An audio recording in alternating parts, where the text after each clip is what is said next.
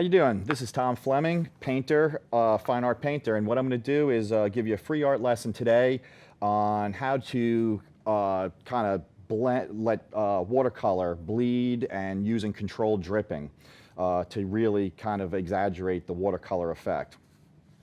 The first thing I'm going to do, right now I have a piece of Arches watercolor paper mounted to backing board. And I'm going to take a number 12 red sable round, and I'm going to just lay down a wet wash. I'm going to go in with my watercolor. I'm going to pick up a good amount of it, and I'm going to just dab. And what's going to happen is you're going to see the watercolor what you see when it's wet is not the way it's going to dry. As the watercolor hits the clear water, it's going to kind of spread out and create these nice little watercolor effects. And you can get as rich as you want in areas by just dabbing in more watercolor.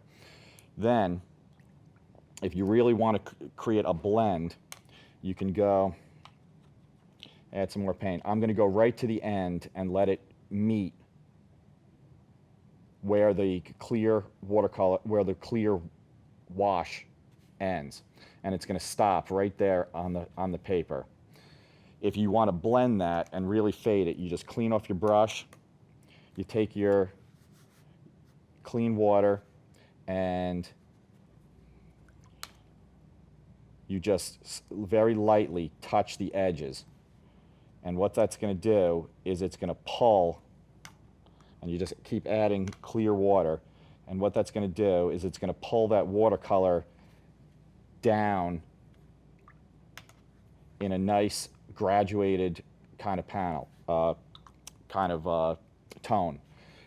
If you really want it to drip, you can take your clean water and then just touch the paint, and what that'll do is that'll push your watercolor straight down and create these fantastic little patterns and textures. As it dries, it has a little bit different effect. We can go back up here and we could touch that, and you could see how it creates a really nice kind of watercolor bubbly texture. If you want a controlled drip, say I want to really create that that color to come down the page and really look like have a dripping effect, you would clean off your brush, and you would, this table is actually on a slant, so it's going to work for us. Your gravity will help you, and you just take the clean water and you kind of create your path, and I'm picking up a little bit of the red, and then what you do is you get more of the red paint, put it right at the top there, and then slant and let your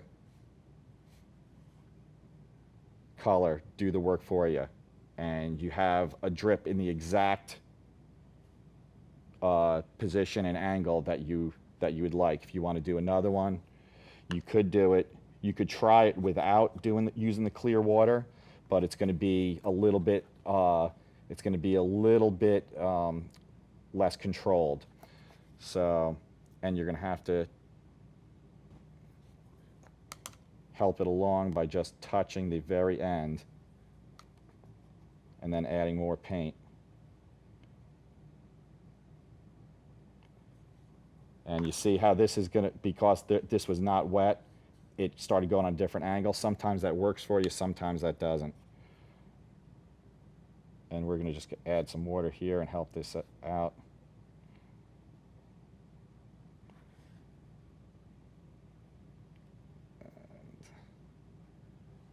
And sometimes if you don't wet that paper, you really have to add a lot of the paint.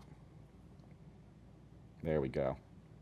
And just let that drip like so. And you can use this in all kinds of effects. You can even blend the edges to make it really softer. And that's just cleaning off your brush and doing the same thing we did up here, just touching the very edge and letting that paint fade out.